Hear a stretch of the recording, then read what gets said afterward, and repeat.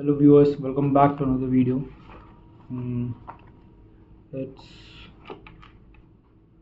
1st of June 2026 and it's currently 10:33 p.m. It's I think video number 30th and we'll continue from where we left off, and we left off at page number 259, and I think this is going to be the last video we are going to continue. After that we are going to start a new book, and that is I'll share that in the next video. It's this page. We have to start from this page. Yeah. Let me set up the time. Let me set up the timer.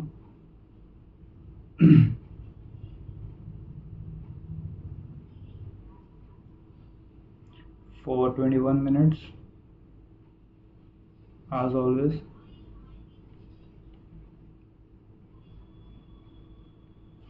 And if you have any suggestions to improve, what do we say? Articulation and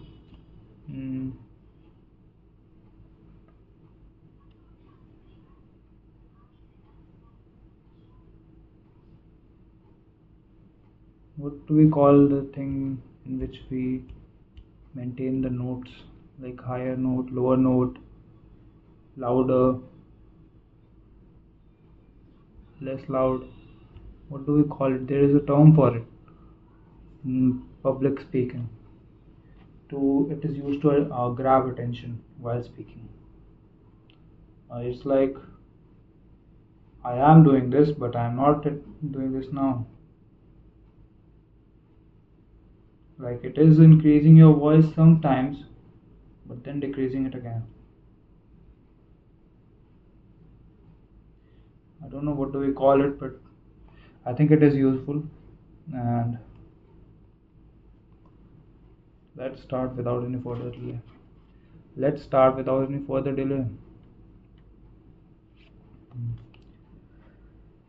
Little lessons from the four laws.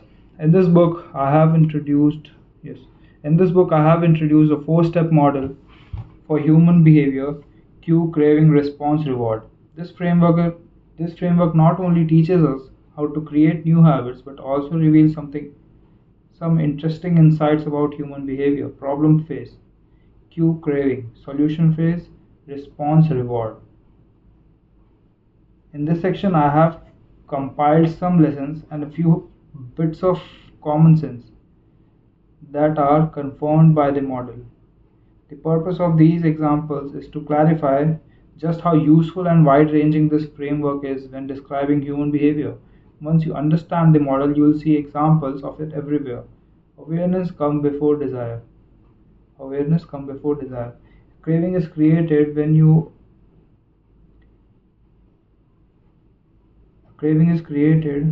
assign meaning to a cue. Your brain constructs an emotion, a feeling, to describe your current situation, and that means the craving can only be a your brain constructs an emotion or feeling to describe your current situation, and that means a craving can only occur when you have noticed an opportunity. Happiness is simply absence of desire.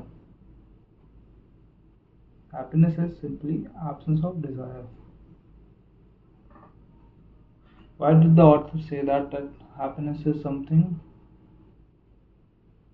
simply the absence of desire? When I don't desire anything, then I'm happy. What? Okay, so someone who has desires is not happy. The converse must be true, right? So, let me read it. When you observe a cue but not desire to change your state, you are content with this current situation. When you observe a cue but do not desire to change your state, you are content with your current situation. Happiness is not about the achievements of pleasure. which is joy or satisfaction, but about lack of desire, lack of the desire. It arises when you have no urge to feel differently. Happiness is the state you enter when you no longer want to change your state. However, happiness is fleeting because a new desire always comes along. As Craig Buttrish says, as Kate Buttrish says, happiness is the space between one desire being fulfilled and a new desire forming. Likewise, suffering is space between craving, craving a change in state and getting it. Craving a change in state and getting it is the suffering part. So most of the time the suffering part is more because you have to do the work to get to the state you want to be in, because you are not there currently. So when you desire a change and you try to reach that state, you have to put efforts, then only you will reach that state, right? So you have to put in effort, so you will feel disappointed and you will, what do we call it, you will suffer. So suffering is more, and once you reach that state you will gain happiness. But after gaining happiness you won't do anything, and then you'll again fall off, and then you'll again desire something else, a new state. So what do we learn from here? We learn that once you reach a state of happiness, don't give up. I think that's the thing. Yeah, but you will want change either way, whether you give up or not. Like, let's say I have done something, I achieved something I wanted to achieve, but when I reached there, I thought I would be happy, but then something else showed up, some other goal showed up. So you have to follow that too. You have to go through that too. Then again you'll suffer. So I think it's an endless cycle of suffering and happiness, with small pockets of happiness in between. Hmm. That's fine, as long as I'm busy and I fulfill fulfill the thing I'm made to do, and I'm satisfied.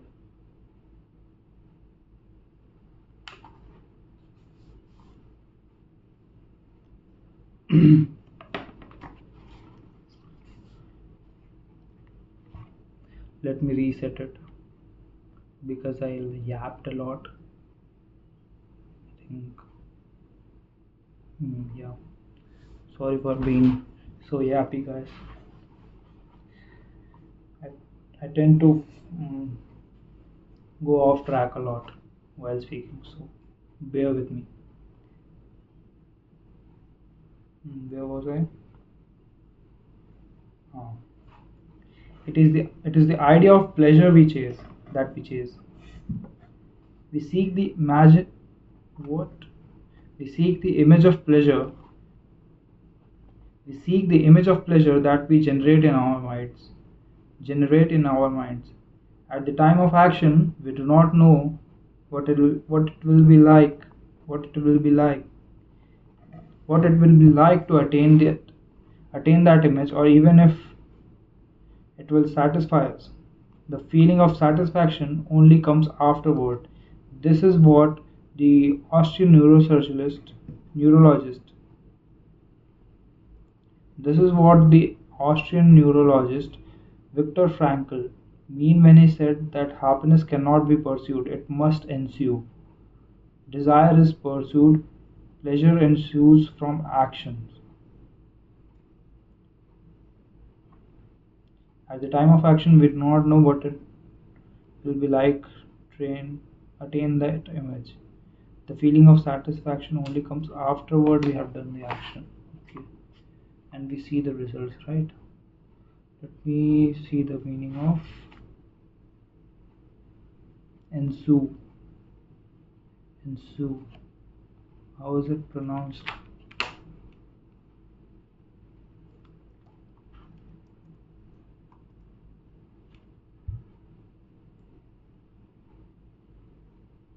To happen after and often as a result of something else.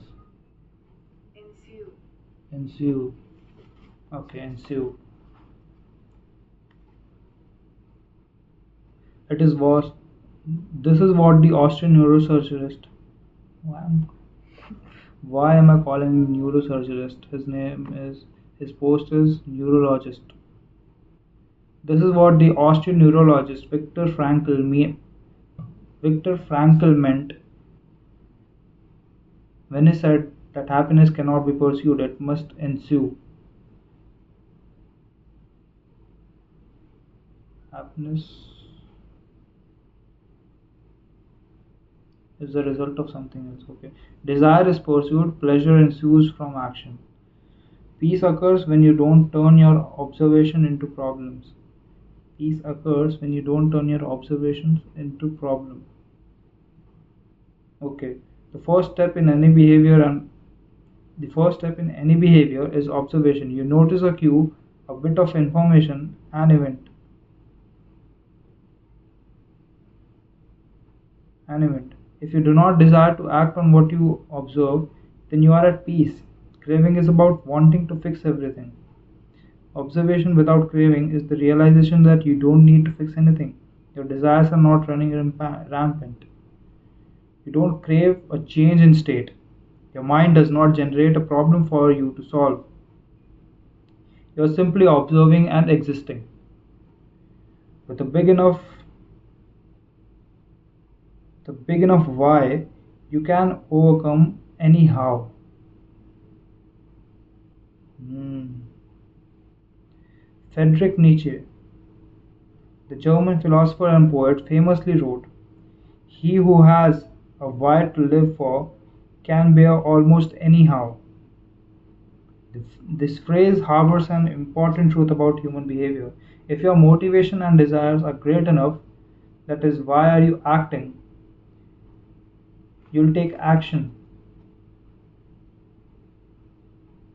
even when it is quite difficult. Great cravings can power great actions, even when friction is high. Being curious is better than being smart. Hmm. Being motivated and curious count for more than being smart because it leads to action. Being smart will never deliver results on its own because it doesn't get you to act. It is desire, not intelligence, that prompts behavior. Okay. As Naval Ravikant says, the trick to do anything is first cultivating a desire for it.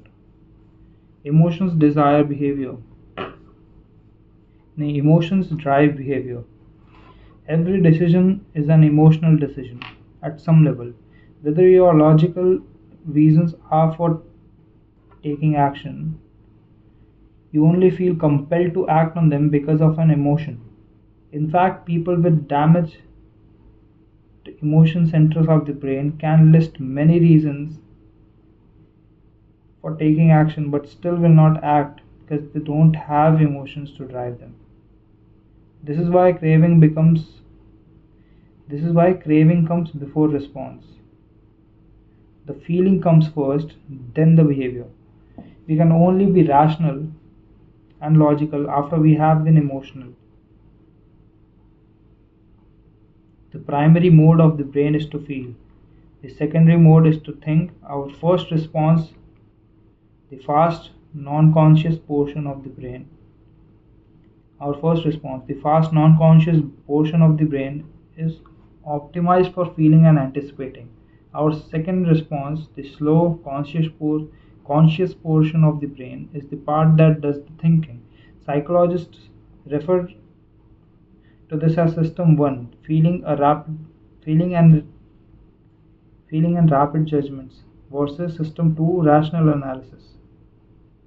This feeling comes first, system 1. The rationality only intervenes later. System 2. This works great when the two are aligned, but it results in illogical and emotional thinking when they are not.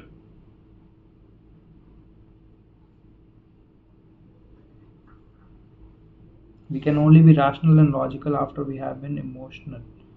The primary mode or secondary mode is to think. Our first response is fast, unconscious portion of the brain.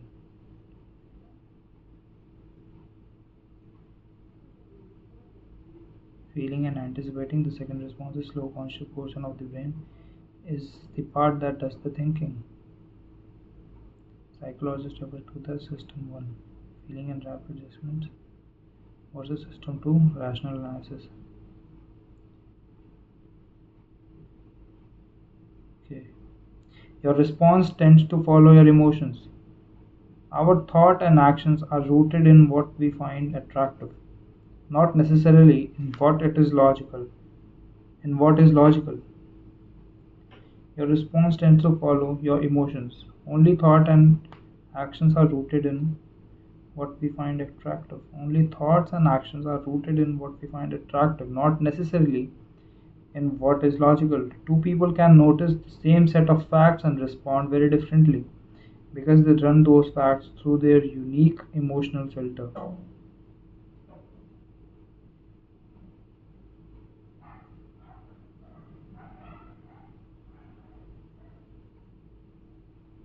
Two people can notice same set of facts and respond very differently because unique emotional filter. This is one reason appealing to emotions appealing to emotion is typically more powerful than appealing to reason.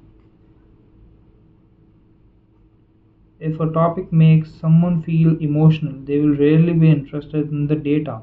This is why emotions can be such a threat to wise decision making. Put another way, most people believe that the reasonable response is the one that benefits them, the one that satisfies their desires. To approach a situation from a more neutral emotional from a more neutral emotional position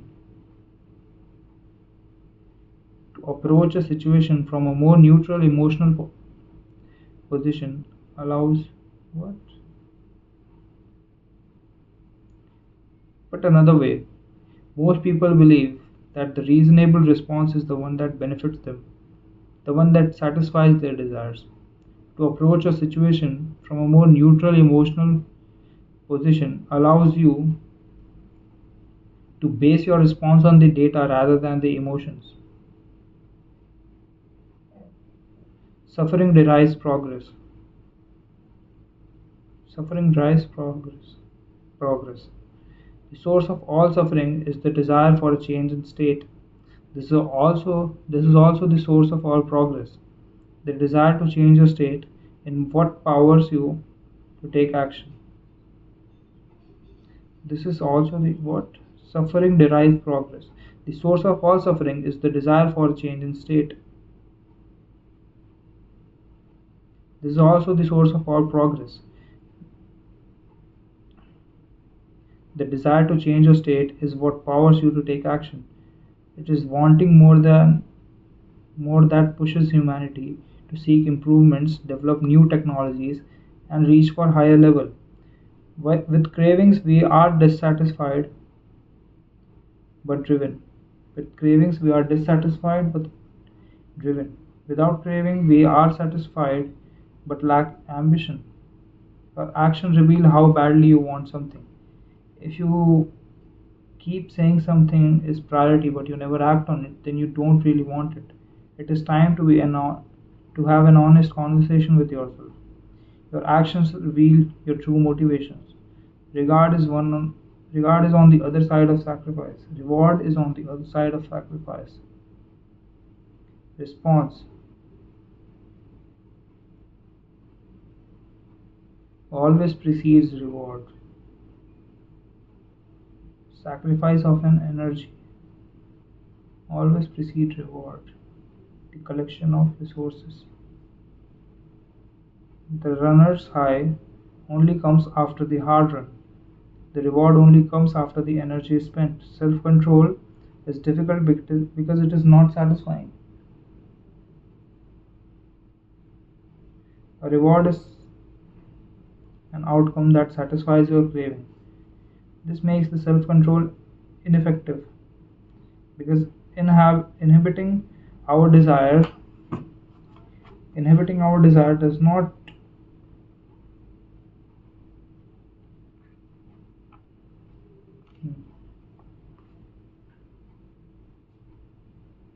inhibiting our desire does not usually resolve them. Resisting temptation does not satisfy your craving, it just ignores it.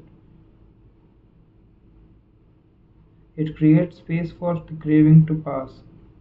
Self control requires you to release a desire rather than satisfy it.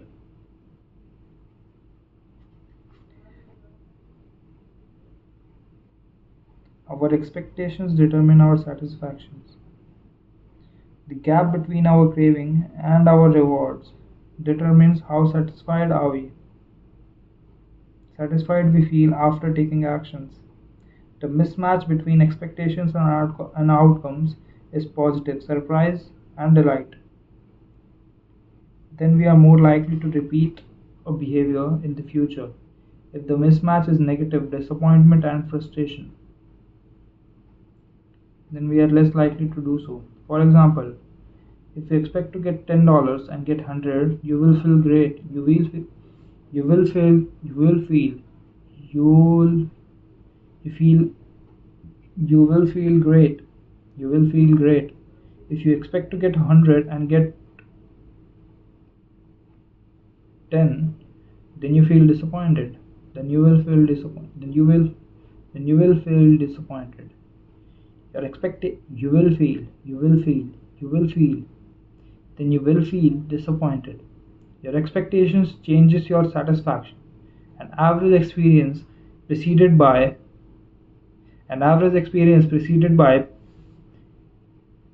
low expectations is a delight. When liking and wanting are approximately the same, you feel satisfied.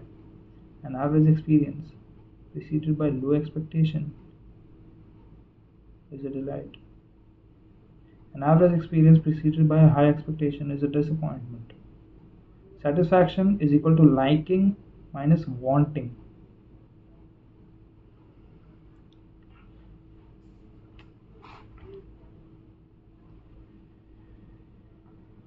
This is the wisdom behind Seneca's famous quote: being poor is not having too little, it is wanting more. Not having too little, it is wanting more. If your wants outpace your likes, outpace your likes, you'll always be unsatisfied.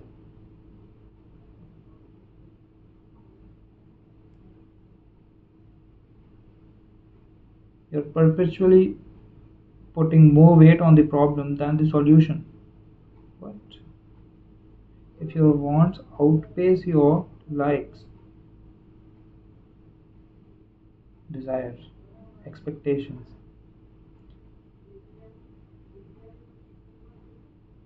you're perpetually putting more weight on the problem than the solution. What's the solution? Happiness is relative.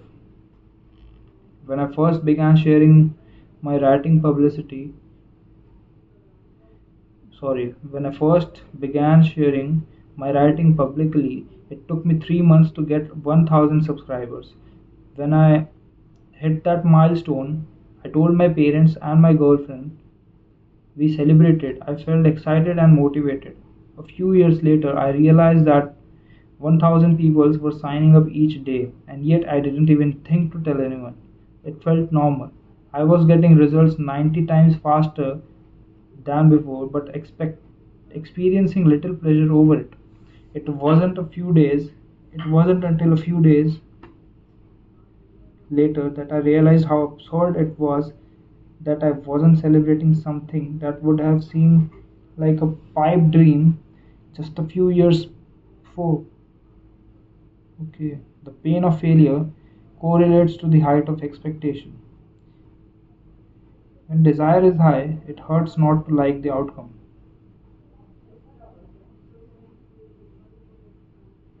pain of failure correlates to the height of when the desire is high, it hurts not to like the outcome.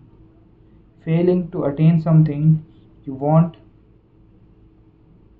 hurts more than failing to attain something you didn't think much about in the first place. This is why people say, I don't want to get my hopes up. Failing to attain something you want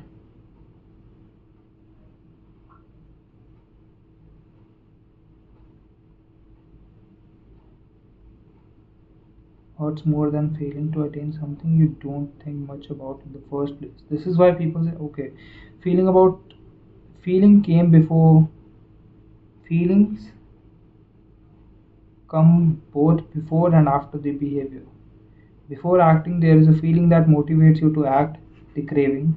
After acting, there is a feeling that teaches you to repeat the action in the future, the reward. It's like the dopamine cycle.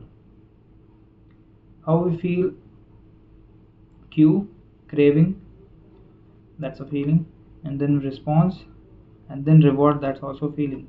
How we feel influences how we act, and how we act influences how we feel. Desires initiate, pleasures sustain. Pleasure sustains. Wanting and liking are the two drivers of behavior. It's not desirable, but you have no reason to do it. What? Waiting and like wanting and liking are two desires of behavior. Of a behavior. What? Two drivers of behavior, wanting and liking. If it's not desirable, then you have no reason to do it. Desire and craving are what initiate a behavior, but if it is not enjoyable, you'll have no reason to repeat it. Repeat it.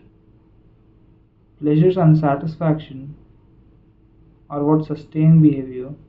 Feeling motivated gets you to act. Feeling successful gets you to repeat. Hope declines what experience and is replaced by acceptance. Hope declines with experience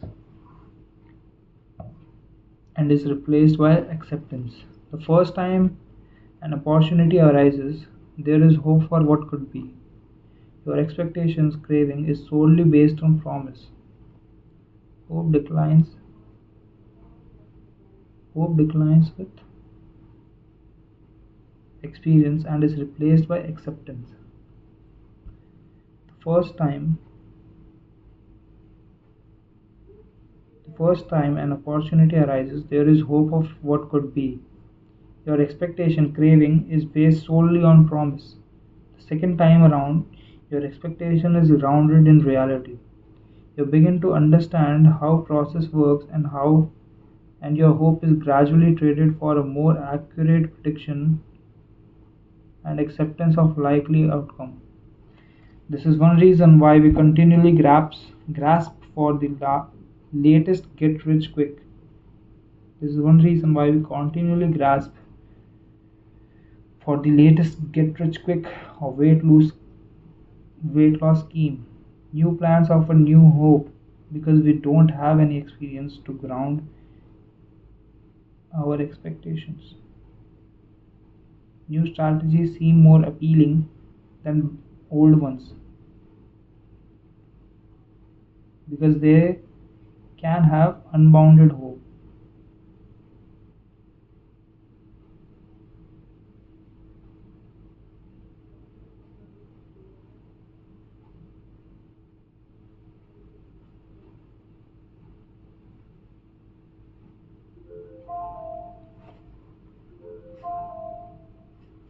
Yeah, there's just one paragraph left. I'm going to complete it. Your expectations are solely based on promise. The second time around, your expectations is grounded in reality. You begin to understand how the process works and hope is gradually traded for a more accurate prediction and acceptance of likely outcome. This is one reason why we continually grasp for the latest get rich quick or weight loss scheme. New plans offer hope because we don't have any experience to the ground experiences to ground our expectations. New strategies seem more appealing than old ones because they can have unbounded hope. As Aristotle noted, youth is easily deceived because it is quick to lose hope. Oh, that's a great line.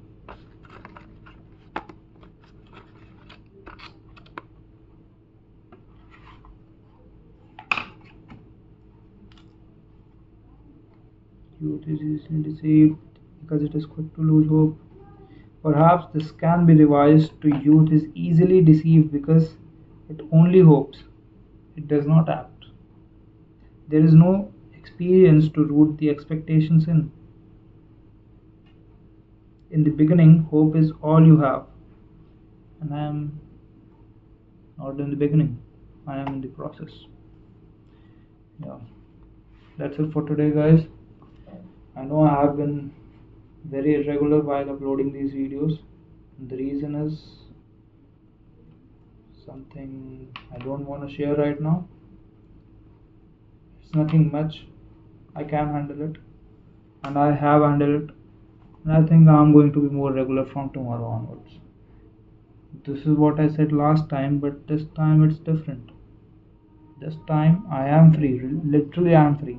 I have nothing to do. I had nothing to do earlier also. I was free then, but I didn't had the craving. Right now, I crave it, as I did today. And I have decided my response. Yes, I noticed a cue that I was falling off, I was slacking off. That was my cue. And then the cue was also that the things I thought about wouldn't be are very far off my reach right now. Yes, they are. And I wouldn't be able to grasp it if I act like this long enough, or even if I act like this one more month, then it's all gone. So I have to get my shit together because it's about to really get messy.